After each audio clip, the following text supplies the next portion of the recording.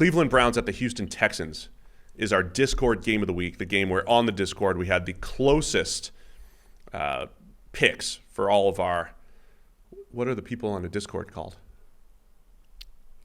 Discorders? Don't know. There's probably a name for them, right?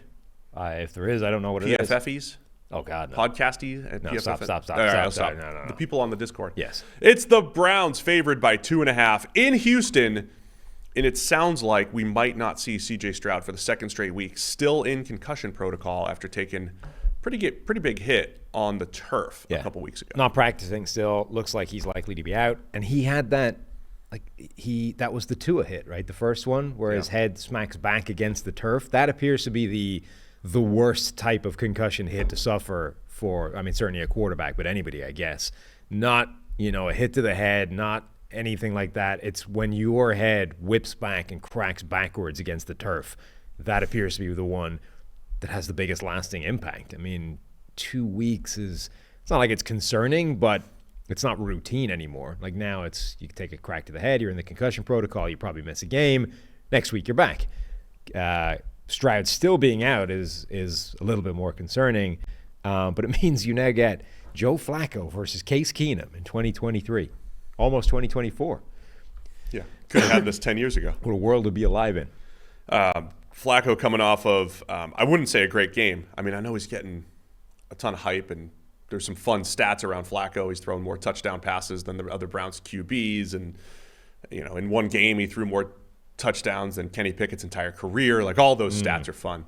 But Flacco got away with a whole bunch of turnover-worthy plays. He didn't even get away with them. Well, they got away with it as in they won the game. Yeah. They came away, but he made a great comeback, led a great comeback for the Browns.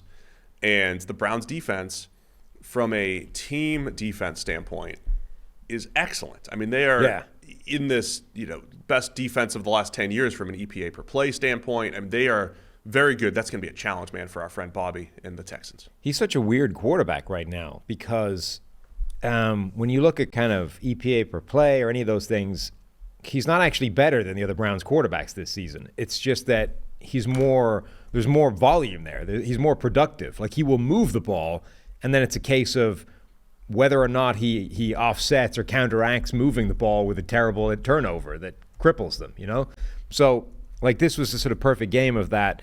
He had almost 400 yards passing for 8.8 yards per attempt. These are monster numbers, but a passer rating of 78 because he turned the ball over 3 times. And that doesn't include his fumble. Right. In the passer rating. Yeah, so it's like he's not a game manager, which is sort of what you would expect a late career Joe Flacco to maybe be. It's like, just go out there with this defense and don't screw it up, right? Like, that's the walking definition of what the Browns want at quarterback right now. Flacco isn't that. He's actually a guy who's going to go out there and actually move the ball pretty well with ease, put it in some tight spots, move the ball down the field, give guys like David Njoku and Amari Cooper the opportunity to make plays.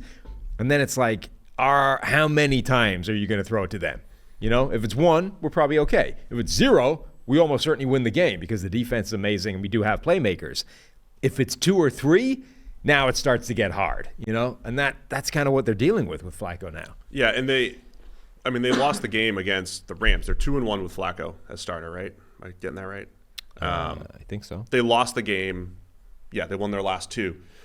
They lost the game against the Rams. It was 36-19, but it was a close game. It was a 1-point game when Flacco threw an interception. So I'll revise my expectations for Flacco. I don't think he needs to be the game manager necessarily, but if he's going to put the ball in harm's way, then you better hit some big-time throws. And he did hit some field flippers on Sunday against the Bears, and he's had some of those plays. So I guess it doesn't matter.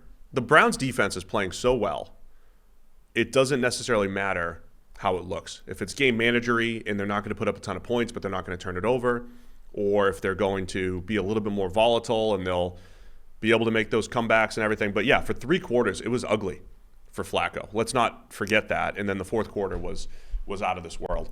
So I love the matchup even on that side of the ball because the Texans defense has been pretty good this year, man. They've done some really nice things. I don't know.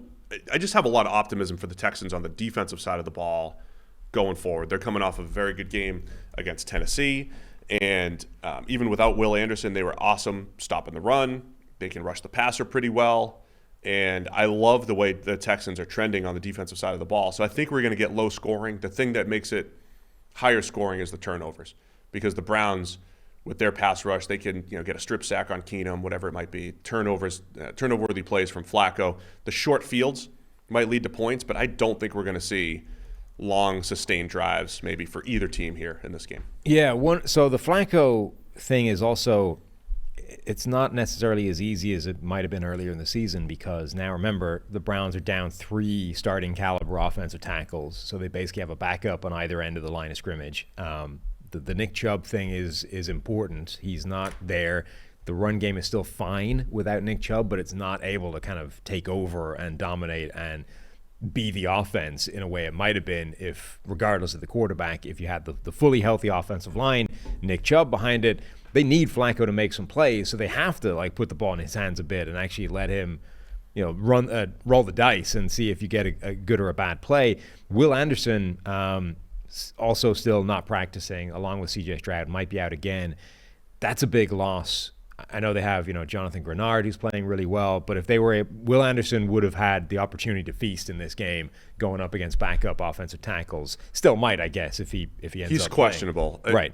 The list of players who are questionable on both teams is massive. I mean, it's that time of the year, and he's questionable not practicing.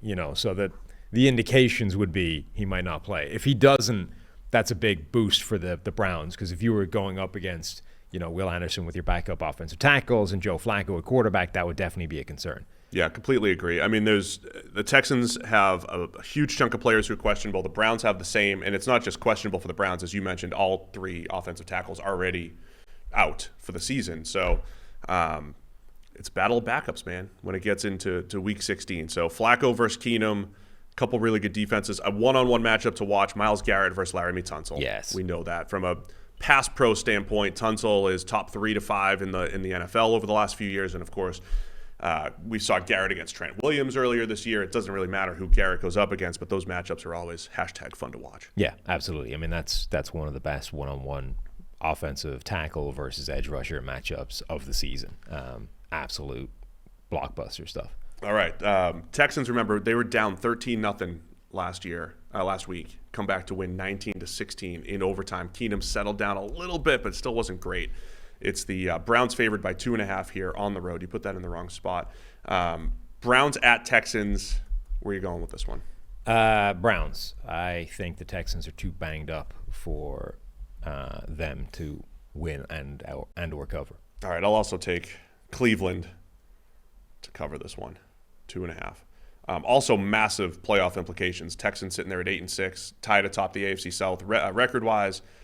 Browns the number 5 seed in the AFC right now. Every single one of these games, massively higher leverage as we get to the end of the year. They are the 3rd highest leverage team. Oh, sorry, 4th. The Bengals are actually higher. But the Texans, if they win this game, 77% chance to make the playoffs. If they lose, that drops all the way down to 33. You should read out the leverage. I will when it's relevant on all the big games. Yeah.